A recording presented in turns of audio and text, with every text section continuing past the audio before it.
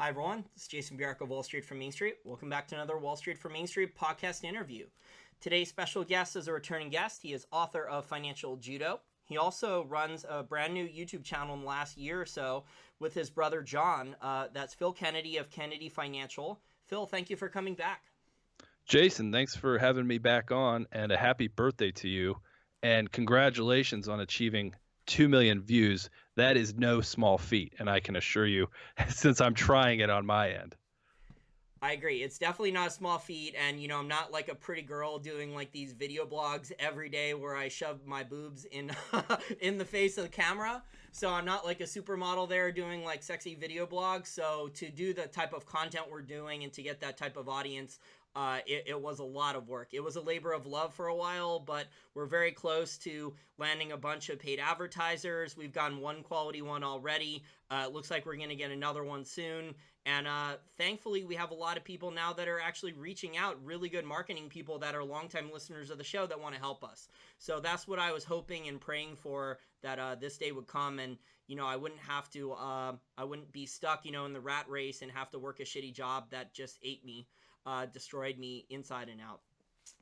Well, you've definitely worked hard, and I know you've earned it. Now you're landing, all the big guests. I think those who follow Wall Street from Main Street closely will notice that you're going to bring on Mike Maloney in the not too distant future. I think you already put that out, so I'm not saying anything that's a secret. But he recently released his episode 7. And, I'm pretty sure you'll talk about that when you have him on, but everybody needs to check that out in advance. I think he's outdone himself, especially with the graphics. I mean, he's got the Fed chairman in there, and, he explains money and personal finance and our banking system in such a unique way. But not to get off on that tangent, but again, I just wanted to reiterate how well you're doing, and it's an honor to be back on your show here.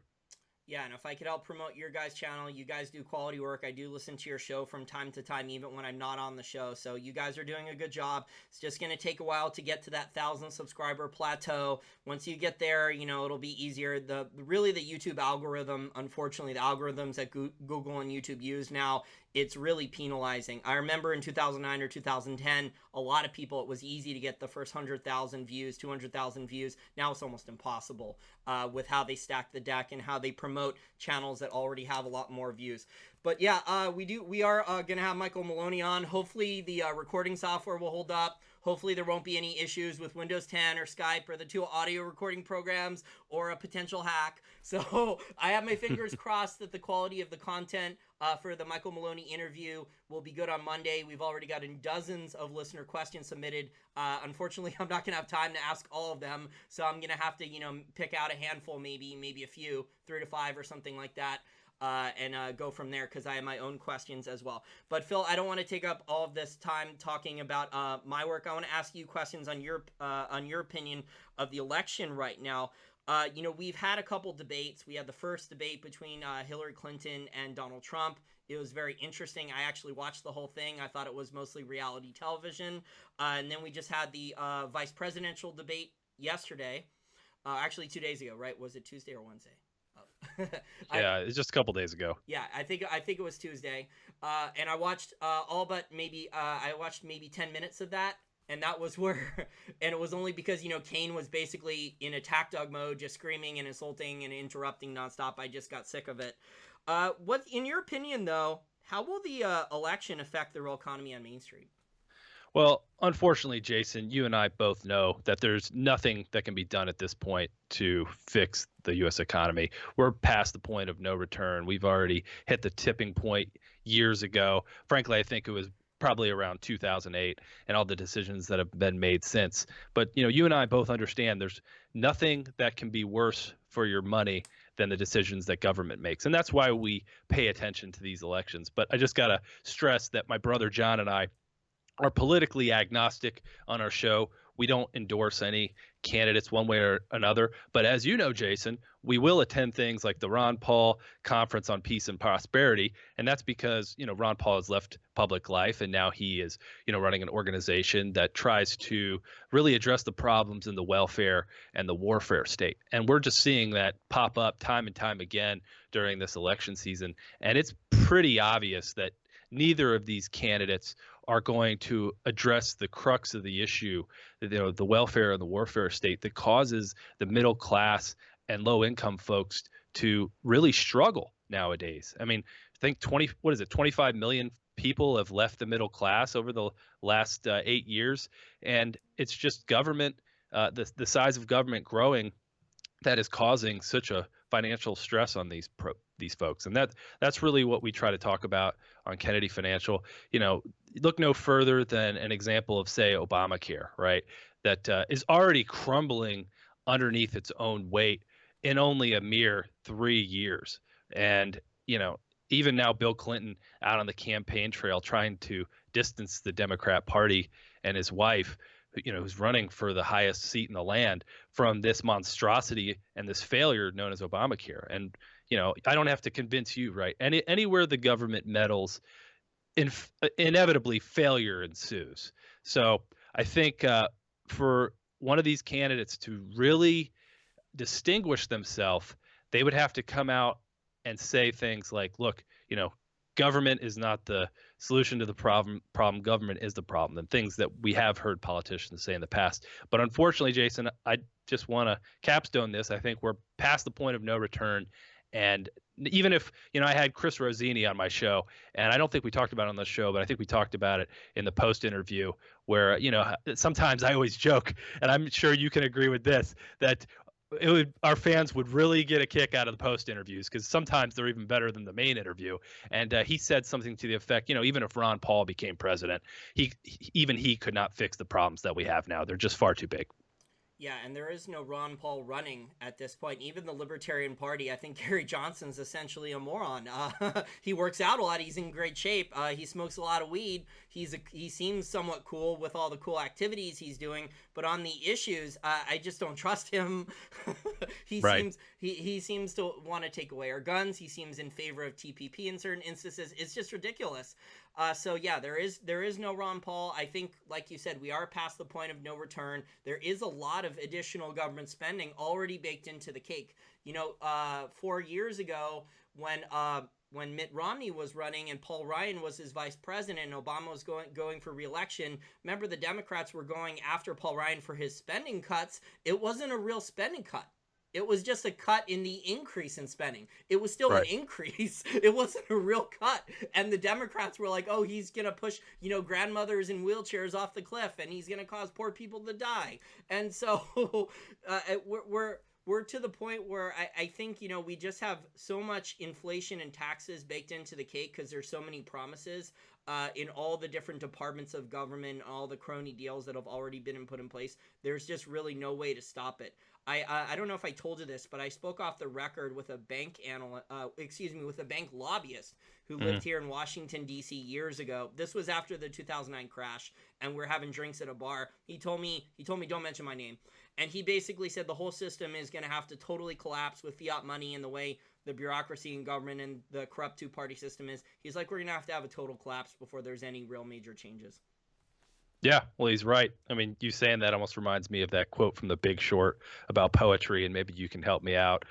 Something like, the financial markets, or, oh my gosh, I'm sure your fans can remember it. It's on the tip of my tongue. But the bottom line is, no one effing likes poetry, right? And no one, honestly, at this point likes truthful financial markets. It seems like we're in this upside down world where we prefer fantasy over reality. And that's really what has gotten us in trouble. In my book, I outline the fact that, of someone like Rachel Dolezal, who posed as a black female for years and was head of the NAACP, once it was brought to the public's attention, she was forced to step down in disgrace. But now we're finding out on Zero Hedge that she'll be addressing a Martin Luther King event coming soon. So, there's no penalty for lying nowadays. Yes. Senator Moynihan referred to it as defining deviancy down. And we've been defining deviancy down for so long. I really think it started in the Clinton administration. Monica Lewinsky, oh, that's just sex, right? Well, how does this relate to money and Wall Street from Main Street and Kennedy Financial and personal finance? It's because our financial markets are now dishonest. We don't have honest money. We don't have a real stock market. All we have, I think, as Bill Powell says from GATA, all we have now is interventions. We don't really have real markets, and that's the real problem. I agree. I agree with you. You combine Bill Murphy and Chris Powell, but Oh, sorry about that. Yeah, both great guys. Yeah, it was Chris Powell who said that. We no longer have markets. We only have interventions. Yeah, I've interviewed them both, and I agree with you. There's just so much fraud pervasive in our culture right now. So you don't think then that Hillary Clinton's millions of high-paying full-time jobs, you think that's just a campaign promise to get elected? Yeah, of course. I mean, I know you're saying that tongue in cheek, but what kind of jobs is she promising, right? I mean, is she going to turn one breadwinner job into 3 part-time jobs that barely put food on the table? You know, we've already seen her make promises before. And you know, it's funny in politics, like 6 months or a year is just a distant memory. But in my book, I outlined the fact that during the campaign against Bernie Sanders, she was trying to compete with him on this whole student loan issue, and she created what was going to be called her New College Compact. And she outlined how she would have a $350 billion proposal to make tuition free. And you know, how is that possible, right? It's just one promise after another, and no one ever calls them to the carpet and says, well, you know, what about the last thing you promised? You know, it must be great to be a politician, because you can say something one day and then never really have to ever own up to it again, but you've pleased that audience, right? You know, the other famous one with her is she's on a radio station talking about hot sauce, and the DJ is like, don't you feel like you're pandering right now? And she says, well, is it working? You know, it's just crazy how blatant these folks are now. They don't even care. And I think that's, again, the crux of the problem. We've defined deviancy down so much that we don't have honest money. We don't have the rule of law. We don't have real financial markets. We only have interventions. And that's why people are listening to Wall Street for Main Street, because they're not going to hear this on CNBC. In fact, I don't know about you, but I kind of check CNBC just for fun to see what is going on in their head on that particular day. And it's astounding, just the ratio of pro-Hillary to anti-Trump postings. You know, I even put it on our show one day. It was like, you know, 10-1, you know, positive for Hillary, negative for Trump.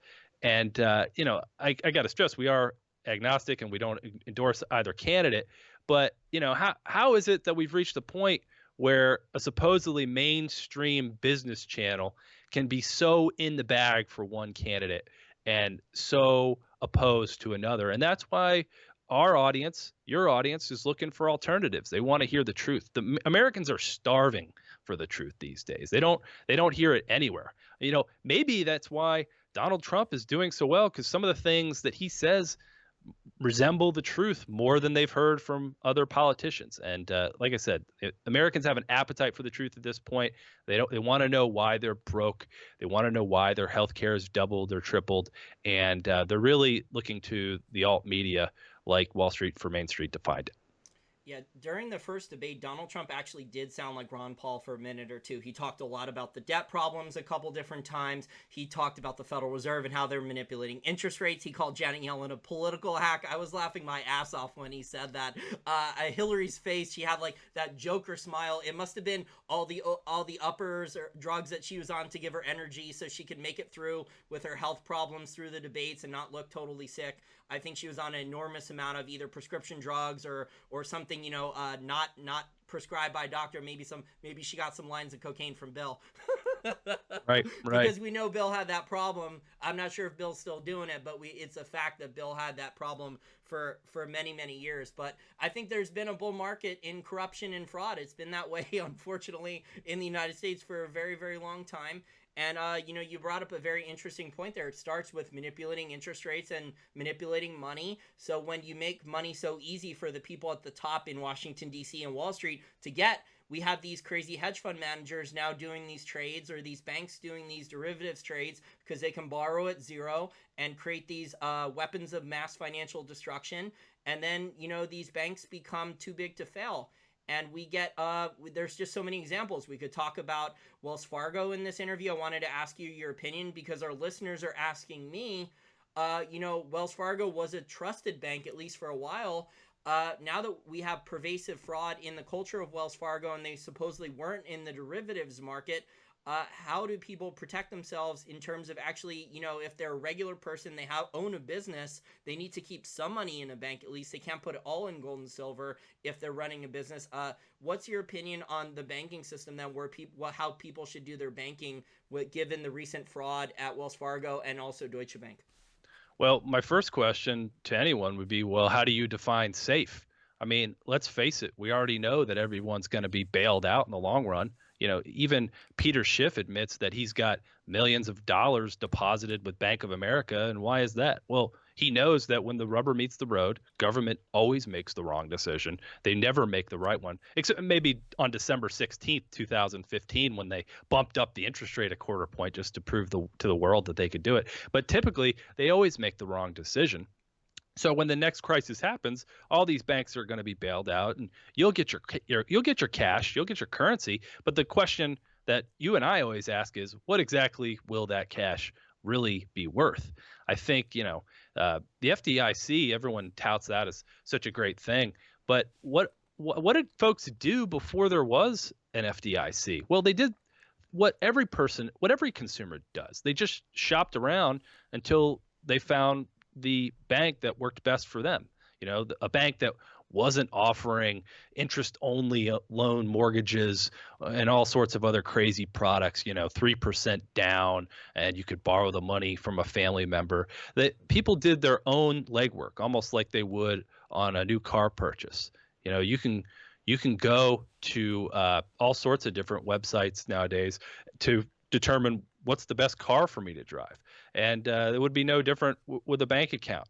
But there seems to be just some sort of emotional reaction to the idea that you could lose money at a bank. But the fact is you're already losing purchasing power through the worst bank of them all, and that's a bank known as the Federal Reserve. It's funny. Elizabeth Warren was on the Hill giving the CEO of Wells Fargo a tongue lashing, and this was probably deserved.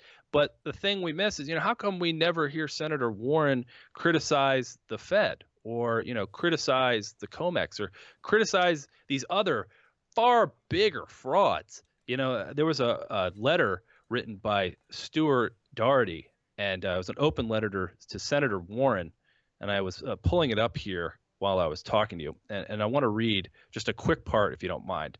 He said, referring to the Wells Fargo fraud, "This $2 billion consumer fraud has correctly inflamed members of Congress, making you and your Capitol Hill colleagues irate, as we witnessed during the fiery House and Senate hearings. Yesterday, though, October 4th, 2016, a different kind of consumer fraud occurred, but this one was more than 100 times greater in amount in one day than Wells Fargo entire multi-year fraud. This fraud resulted in the theft of about $246 billion from people all over the world." And of course, he's talking about the precious metals manipulation. You never hear folks talk about that. In fact, somebody asked Ben Bernanke a while back, how come more of these bankers didn't go to jail? And he said something to the effect of, it was a shame more bankers should have gone to jail. But the part that he was missing is that he's the biggest banker of them all. And the Fed is the single greatest cause for manipulation in our financial markets. And unfortunately, folks like Senator Warren just seem to overlook this. And I don't know whether if it's done on purpose or if they're just ignorant. But either way, it's a real disservice to the American people. And Wells Fargo, sure, it's an issue, and these banks are an issue, but they're small potatoes in comparison to the manipulation taking place on the COMEX and the manipulation of interest rates by the Federal Reserve. Yeah, and the stock market's being manipulated up because if people see that their 401ks haven't fallen or their stocks or the Dow and the S&P 500 are staying higher, then the economy must be doing well. Then the whole government narrative, right, the hopium that there is a recovery, right? Hey, look at the stock market. The stock market's up. That means that the recovery is underway. Now, obviously, more people are waking up, but there's still a good amount of people that still believe this shit. So, right.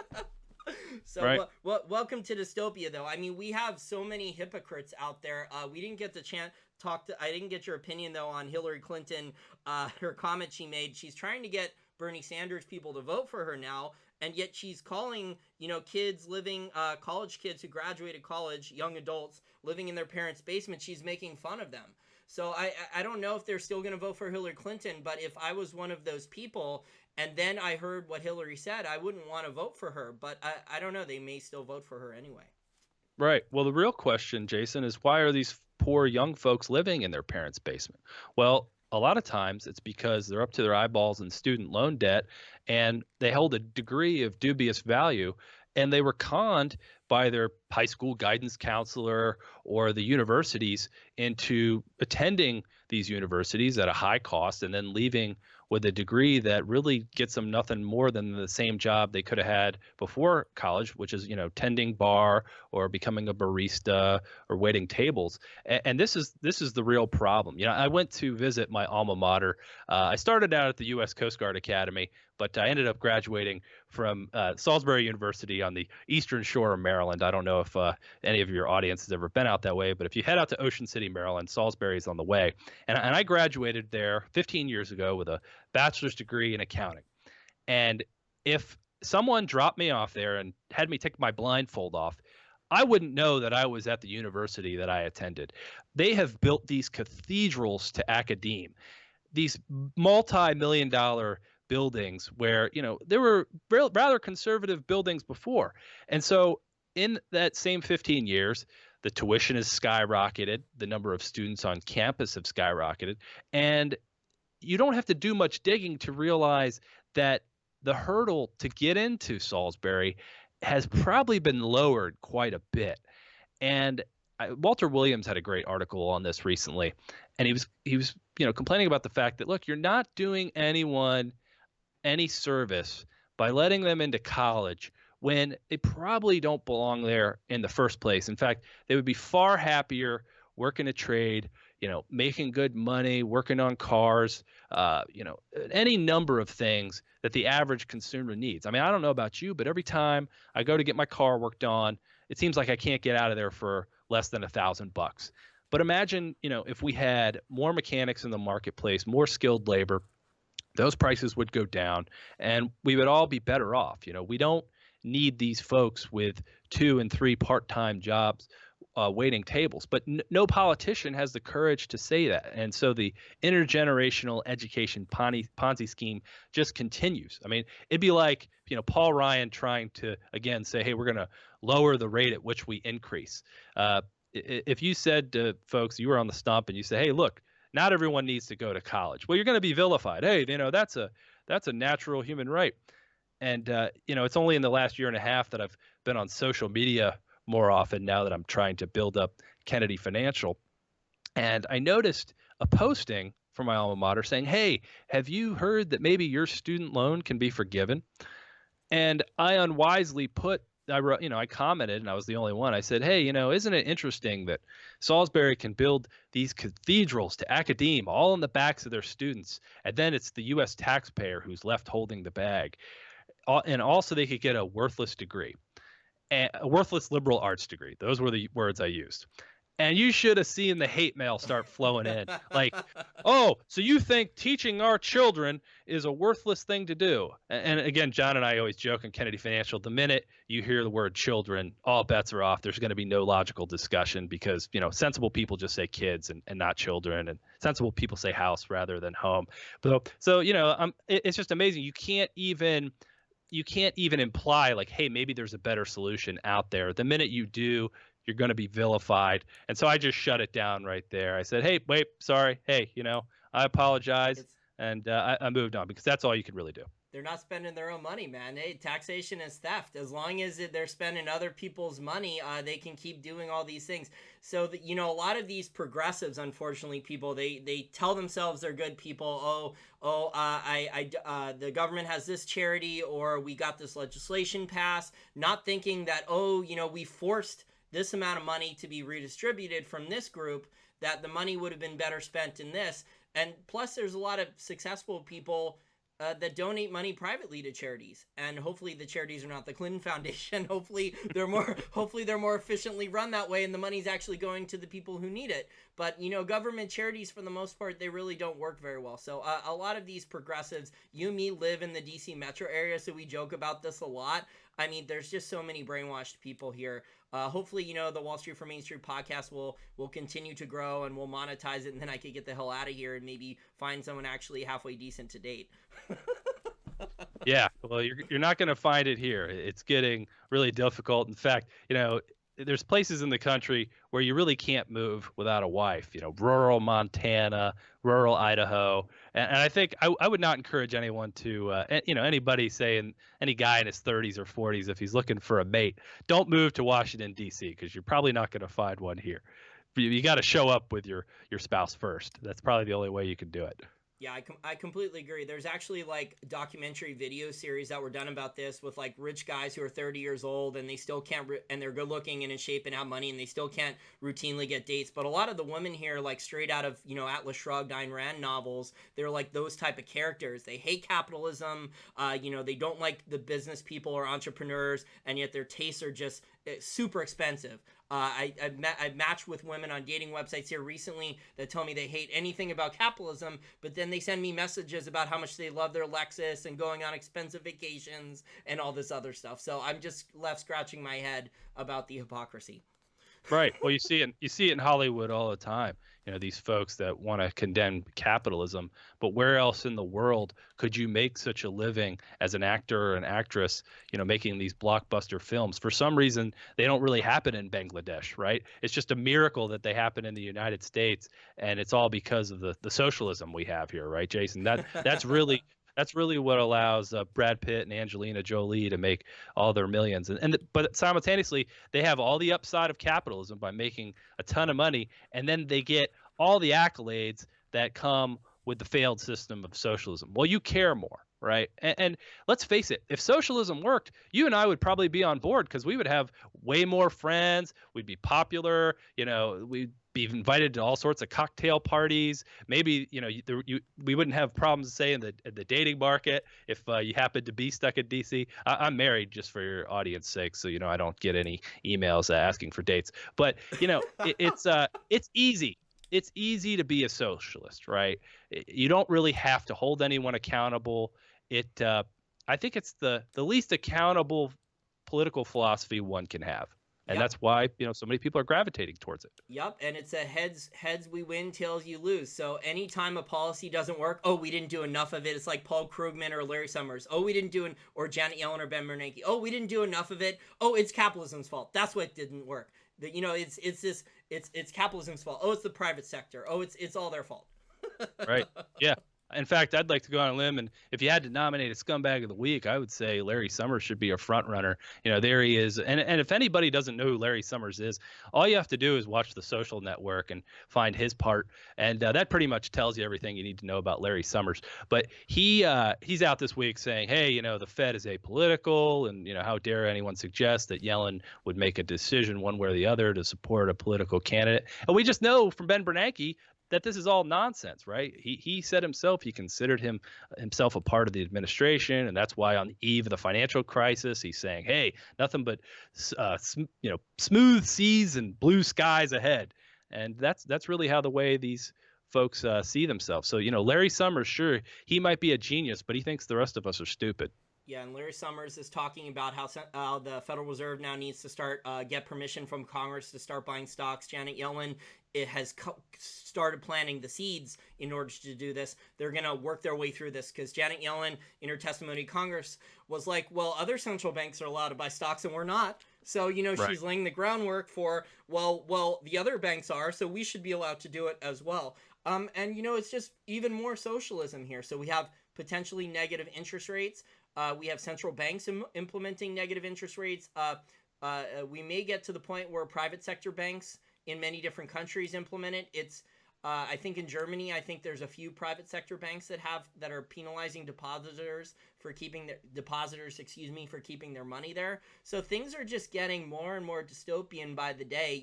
Twilight Zone, Theater of the Absurd. It's really just unbelievable. But yeah, Larry Summers, for some reason, his track record, if you go back 15, 20 years and you start reading, his speeches and his predictions, they're all fucking wrong. Right. They're totally Right. wrong. They're totally wrong. And yet this guy is worth, $20-30 million. He gets speaking fees, consulting fees from Wall Street. He's the president of Harvard University.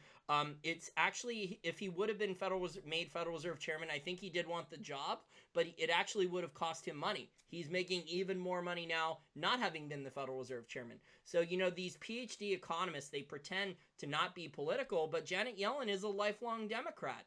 And one of the Federal Reserve members, earlier in the year, she was caught donating money to Hillary Clinton, and she was part of the Obama administration.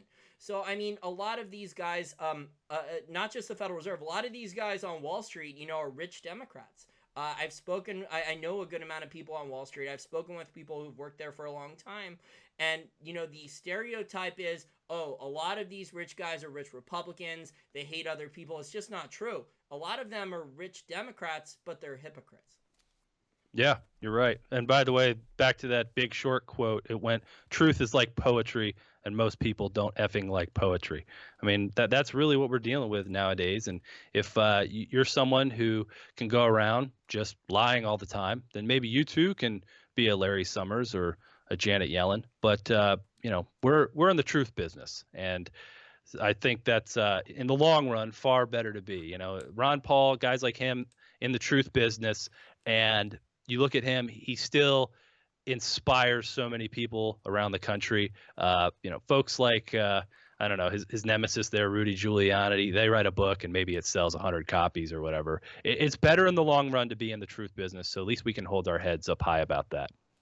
Yeah, and then you don't have the conscience that, you voted for a war or you funded the spending program and it lost all this money and, it wasted all these resources and people still got fired and lost their jobs. So you just don't have it on your conscience then because you didn't want a part of it. Now, I want to transition here in the remaining part of the interview. We have a couple more topics. I wanted your opinion on Deutsche Bank. So Zero Hedge, I did a video on this last week. Zero Hedge has covered Deutsche Bank really, really well, probably better than anyone else because unfortunately the mainstream media is saying, oh, Deutsche Bank's fine, they just need a little bit of capital, they're going to turn it around in a couple years. I've actually read articles on CNBC from the last couple months that, oh, Deutsche Bank will have a successful turnaround in profits in the next 2 or 3 years with the new CEO. But, when we look at Zero Hedge, and there was literally over a dozen articles in the last week that have come out on Deutsche Bank, different problems, not the same problem, a whole but different problem after different problem after different problem. What type of damage do you think Deutsche Bank can do to the global economy and the financial system? Well, I always like to look at these things through the lens of history. So let's just kind of make some comparisons. First off, you had the co-CEOs resign last year. We can all remember Enron, and it wasn't too soon before their collapse that a high-powered executive was offering his resignation letter. You also have a whistleblower who has came forward within recent months or several years ago, but within recent months was offered many millions of dollars for his role as a whistleblower, and he turned it down. But guess who else had a whistleblower? It was Enron, and her name was, I think, Sharon Watkins. So there's another comparison, and you have all sorts of accounting tricks and gimmickry. We hear today Zero Hedge reporting that there's some kind of repo deal shenanigans that the auditor found, and who knows how that made the Deutsche Bank financial statements look. How much improved were they based on these erroneous accounting transactions? Same thing with an Enron, right? And then, we're constantly hearing comparisons about how Deutsche Bank might be the new Lehman. And it was Dick Fuld who in 2008 was denials. And, even like several days before Lehman finally went bankrupt, I think it was like September 15th, 2008, maybe, if I'm not mistaken. And here he is, how incredible, right? That only days before their CEO is out there denying that Lehman has a liquidity problem. But we see the same thing from the Deutsche Bank CEO, last week saying, hey, nothing to see here. And in fact, we put out a little image on our Facebook and YouTube page, or maybe it's trite. My brother makes fun of me, but I always love to use that Wizard of Oz behind the curtain, and we've got the CEO of Deutsche Bank out front with exploding derivatives behind him behind the curtain. It's clear from financial history. We've learned this lesson too many times. It's playing out right before our eyes. Wouldn't it have been nice, Jason, if someone had said, "Hey, guess what? The Enron debacle, the .com debacle is portending problems to come." Wouldn't it have been nice if someone had said, "Hey, Bear Stearns and Lehman, hey, middle class folks, get ready. Don't buy a house." It would have been nice if someone was sounding the alarm, and that's what you're trying to do on your channel. Pay attention, folks. The average person, this applies to you. This is a warning sign. We've already seen this story play out before. This is 2008 all over again. But unfortunately, most of the folks we're trying to reach are more concerned about what's going on with Kim Kardashian, the NFL season, they're drinking beer. And hey, it was tax cuts that caused the 2008 recession. And by golly, if Donald Trump was paying more taxes, then it never would have happened. Shame on him. Yeah, and I think people are also, those points you mentioned about entertainment and sports, people are busy with that. They're also busy with just trying to keep their heads above water, putting the food on the table, maybe making a payment for a credit card bill or student loan debt, or maybe, they leased a car that they can't afford. So there's all these things that people are just not properly trained to save, that in our gotta have it now culture, which, by the way, goes back to Keynesian economics, because if you go to the Foundation for Economic Education website, type in Keynesianism and consumerism. Keynes started that consumer spending, even spending all your savings and going into debt with lots of credit cards, is good for the economy. So, it's just really unbelievable we've gotten to this point.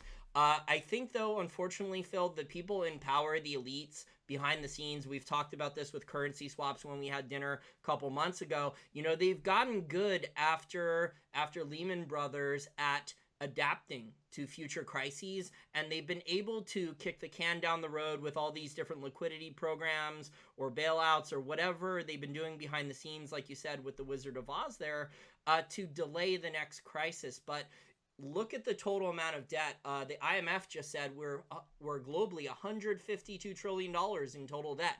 I mean, it's just a massive amount of number. I think it's as much or more now than all the assets on the planet. So this is not sustainable. You cannot solve a debt problem with more debt. So, the Keynesian economic prescription is, do a stimulus program, go into debt, it produces positive GDP. All the GDP numbers we have are totally fake.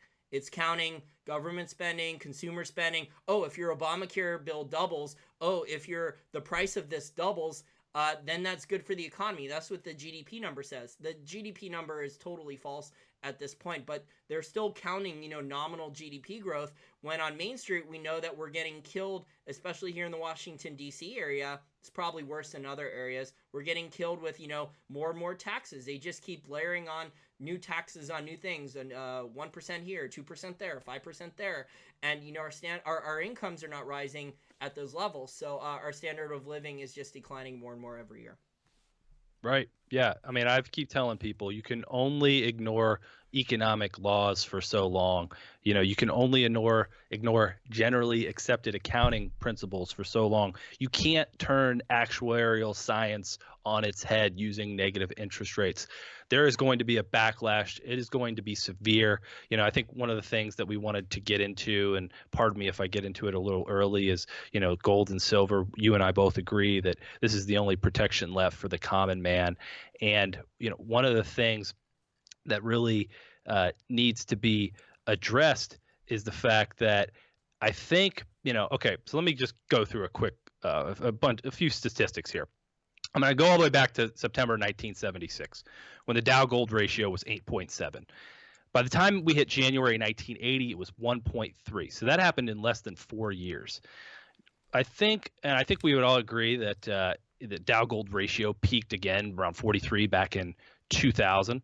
And now it's been over 15 years, and we still haven't bottomed out. We've had a dead cat bounce where it was all the way down to, say, 5 or 6, the ratio. And then back in November 2015, it bounced all the way back up to 16.7. And I'm a firm believer, I've said it before, by 2018, I won't be surprised if we are at a Dow Gold ratio of 1-to-1. And why is it that I could, say something that crazy? Well, because we've held this beach ball below the surface for so long with 0% interest rates, quantitative easing, talking about negative interest rates, holding down gold and silver artificially through naked paper shorts. There's going to be a backlash. It's going to happen. It's mathematically certain, and that's why you and I are out here, pounding the table on this, because, even though it's funny, I looked up the Huey, and 6 months ago when you had me on the show, we're about even though the Huey, saw a massive increase, and it's still up 80% for the year as of right now, even though the last week has been abysmal with gold down about $100. So, the Dow Gold ratio, in fact, it was 14.6 on January 4th, and I think it's about that right now. So, for your audience who thinks they missed the boat on the precious metal stocks, gold and silver itself, you haven't. I think that was a warning sign. It's telling us, hey, gold and silver are breaking out. You haven't missed your chance. Look at some of these stocks, like, and I'll only talk about them just from an example's sake. Is First Majestic, right, up 153% for the year, but it's been cut in half or more than half recently. Pan American Silver still up 132% for the year, but it's back down to its late June prices. So don't be discouraged if you missed the temporary or the short-term bull run. The long-term fundamentals are going to play out for gold and silver and the mining stocks. And if you were upset with yourself and kicking yourself and thinking, gosh, I missed my chance, buy while we're getting good. I mean, these prices are falling, and they're going to go back up. And don't be afraid. It's courage. It takes courage on the way down, not on the way up. Yeah, people have to mentally, I say this for a while now, people have to mentally prepare themselves for the volatility up and down in the gold and silver market and with the miners of the paper metals prices. And this is why you keep cash on the sidelines. And this is why you don't buy all your position at once. You split it up into at least thirds, at least. And, you keep adding then maybe. So it's just unbelievable, because you never know when you're going to get paper price manipulation smash. We've gotten now down to certain levels. A lot of the paper price smash actually occurred while Chinese banks were closed. It was a holiday. So it's been done in the past with manipulation for that when Chinese banks are closed. But what's going to happen, though, is now that the price is down, when the price was going up, China wasn't, the People's Bank of China and private Chinese citizens, not all of them are that disciplined, but the ones who are, they put in big orders. They weren't buying as much physical gold and silver when the paper price was going up. Those were Western trend traders who were getting more exposure, not necessarily buying metal. They were buying mining stocks and buying futures contracts. But when the paper price drops like this, these are the days when, the People's Bank of China is coming in with large amounts of orders, when the more disciplined Chinese buyer with deep pockets is coming in and scooping up the actual physical metal. And we get to a point, that's going to clean out at a certain price, a certain amount of physical metal, and either the premiums are going to rise or the paper price is going to have to move back up. And that's why, when in December of 2015, that's why we bottomed with the paper price, and people were like, oh, it could have went lower, Jason. When I was speaking with the mining executives and looking at their balance sheets at that time, when we were at $13 silver, $10.50 gold, that was at a price where if we had gone much lower, the miners were basically done, a lot of them. Wow. So they could not have raised any money. They were not making any money. They were still mining, but they were not making any money. So either they were running it flat at break even, or they were selling the metal at a huge loss, because it would have cost even more money to shut down the mine. And once you put a mine on care and maintenance and you have no cash flow and you have debt on your balance sheet, you're done. You're basically bankrupt. So you're gonna start selling off the assets. So we're at a point there where there was gonna be supply problems because there was still demand for the metal. So yeah. we're gonna have a bottom here at that point. We're actually now at paper prices. There were miners raising some equity, but not enough to actually start building a lot of new mines. But now that we're having a correction again, a lot of those potential new mines, gold and silver mines that are going to replace, the mined ounces, those things might not get built if we don't start going back up. So these things are going to correct themselves. The people who are manipulating the paper market, they don't. I think maybe they do understand that if they keep them down too long, there will be physical supply problems long term with the miners. But if they do keep the paper price down for too much longer, there's just not going to be new mines built to replace reserves. And there's still a lot of demand for the physical metal globally for gold and silver. So this correction, I can't give you a specific date, but I don't think it's going to last for that much longer. Maybe there's going to be some more pain.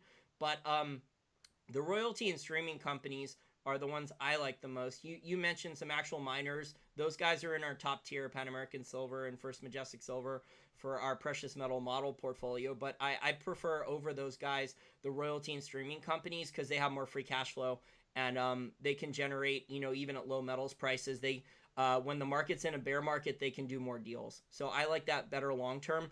But if you don't have any physical gold and silver, you should probably accumulate that first.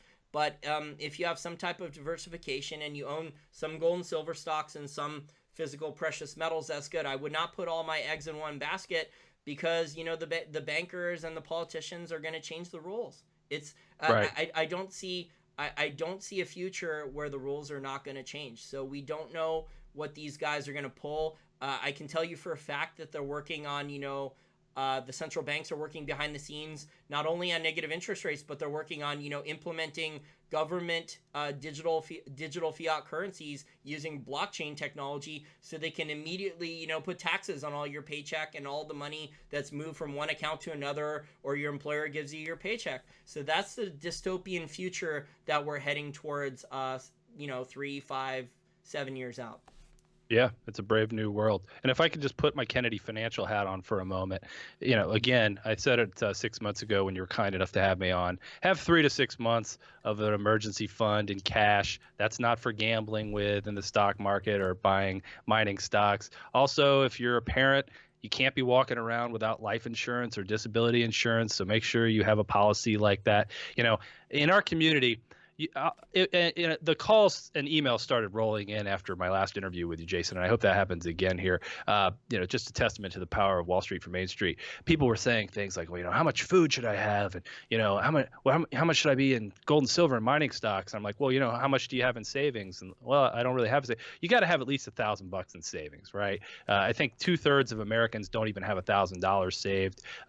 Like over half of Americans who are retirement age don't have more than $10,000 in their retirement account. Folks, we got to do the basics first.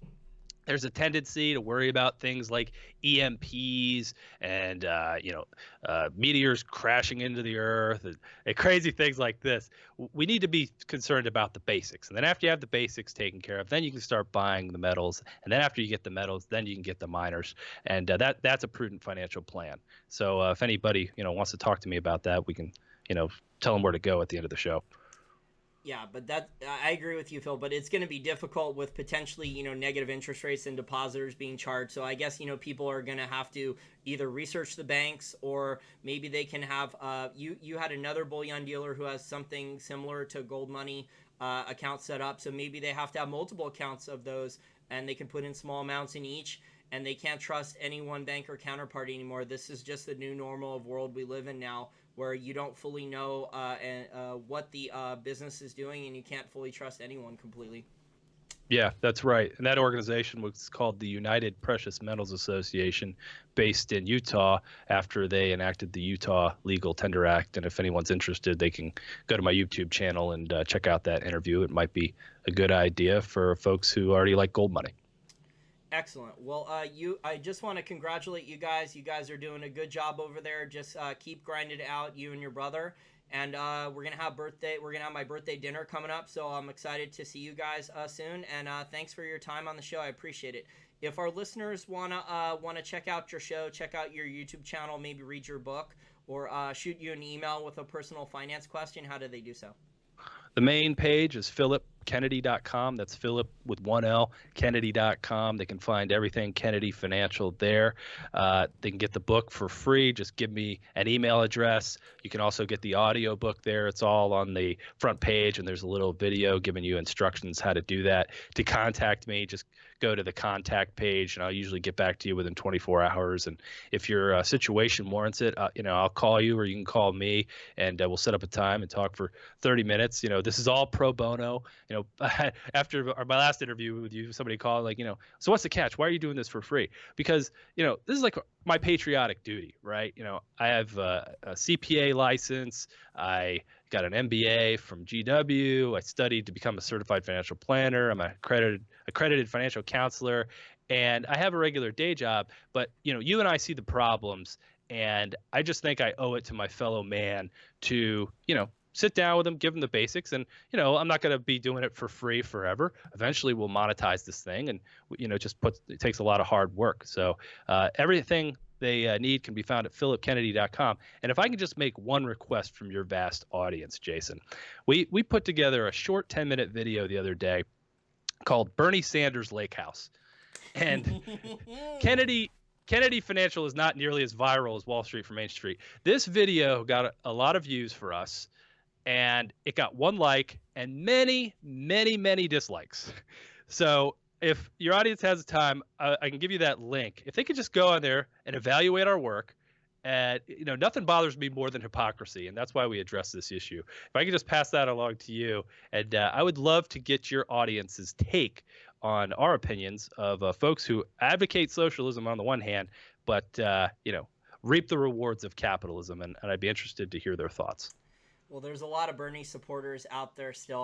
I'm not really sure if they're going to vote for Hillary or what, but some of them are going to vote for Trump. Maybe some of them will vote for Gary Johnson. Maybe some of the what they really need to do though. And I've actually met some Bernie Sanders supporters at a bar. I actually got one of their phone number, and I was sending her text messages, and I almost got a date arranged. She was very intrigued by my YouTube channel. She actually looked at it at the bar, and then she asked for my phone number. So yeah, cool. Yeah, but it didn't work out so well though, because I think she was already, you know how it is with the DC girls. I think she was already seeing 1 or 2 guys already. So right, yeah. but I did like impress her though about my knowledge about the Federal Reserve. So I think she's gonna look at some of the Michael Maloney Hidden Secrets of Money. I sent her a link to the playlist of all the different Michael Maloney Hidden Secrets of Money video series. I think she may actually watch those. Well, good. That's what it's all about. We're trying to change hearts and minds, and we're not going to do it by name calling or anything like that. And my brother and I try to be very careful about that. But we never got so many dislikes on one video, so I'm just anxious to see what an impartial, unbiased crowd might think of that particular video. Great. Well, our listeners should definitely check out your shows. They're very entertaining, and you release them on Sundays? Yeah, weekly. We do the podcast every Thursday night, usually get that out by Friday morning. And then I like to touch up the video, which we release at noon on Sundays. And we've had great guests on, all the great folks that you've had on your show. We even got Adam Carolla to come on for 15 minutes and spread his wisdom on personal finance. A guy who has barely a high school diploma, but many millions of dollars. So somebody worth listening to, somebody who espouses the idea of preferring reality over fantasy. And that's really what our channel is all about. Well said. And you don't need a college degree to succeed in this world if you master something, if you're really good at a skill that the consumer wants or needs. And Carolla has done that. And there's many countless examples of that. But thank you for your time, Phil. And we'll definitely have you back on in the near future, and keep up the good work. Thanks for having me on, Jason.